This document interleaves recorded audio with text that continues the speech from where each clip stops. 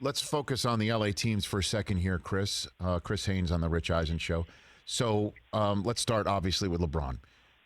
How did it go from LeBron understanding the Bucks move, but a little bit chafed over the fact that it wasn't thought through with everybody and with a proper end game, to leaving the meeting, to agreeing after all to come back? Walk me through all. How does that all square? Yeah, well, it's LeBron since the NBA, ever since the NBA suspended play March 11th, due to the coronavirus outbreak in the league, LeBron has been adamant that it's in everyone's best interest if we get this season underway. If safety protocols and what things permit. And so during that meeting, like I said, you have to remember that meeting was an hour, a couple hours from everybody counseling the games. And so there's still a state of shock from everybody. There's frustration, there's tension, like everything is built up in that room. And so then when you're hearing when you're hearing players give reasons of why people should leave this bubble, it was just a frustrating period. And I think, at a certain point, LeBron was just, he got kind of fed up in that moment. And, Udonis Haslem, he was the one that asked LeBron, like, what do you want to do? It's on you. You're the face of the league. It goes as you go.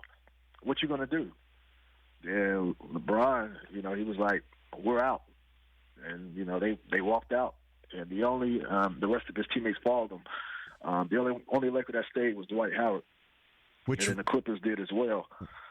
Well, what's jumped out at me, Howard, because Howard was one of the guys who Instagrammed out before the bubble when Kyrie Irving was saying there shouldn't be a bubble, or at least threw that one out there. Howard was one of the guys who basically said, I agree.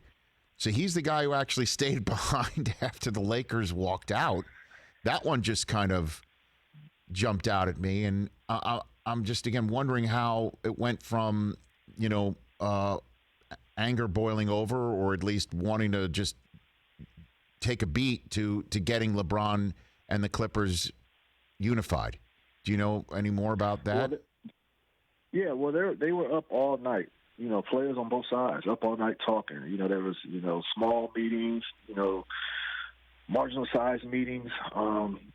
Just guys just trying to organize and try to figure out what's the best path moving forward. And not only that, just trying to figure out, like, what demands are we going to ask for right now, because we're in this mini hiatus period. But what it boiled down to was, I think, Rich, everybody was just heated. Like, there was so much going on that day. Everybody needed a good night's sleep, just to rest and, come back with a clear mind. And the next day, members of the executive committee reached out to Bron and Lou Williams of the Clippers and asked, are they in or out? Bron said they were in. And the funny thing about it was, kind of, the Lakers, for the meeting the next morning, they came 45 minutes late to the meeting. And so they held the meeting up. The meeting was supposed to happen at 11 a.m. It didn't start till around 11:45.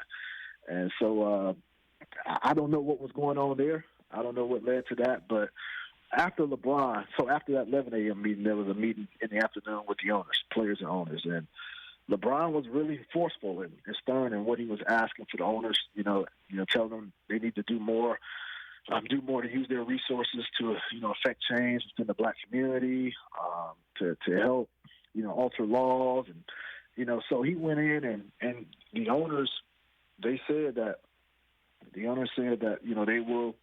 will do more.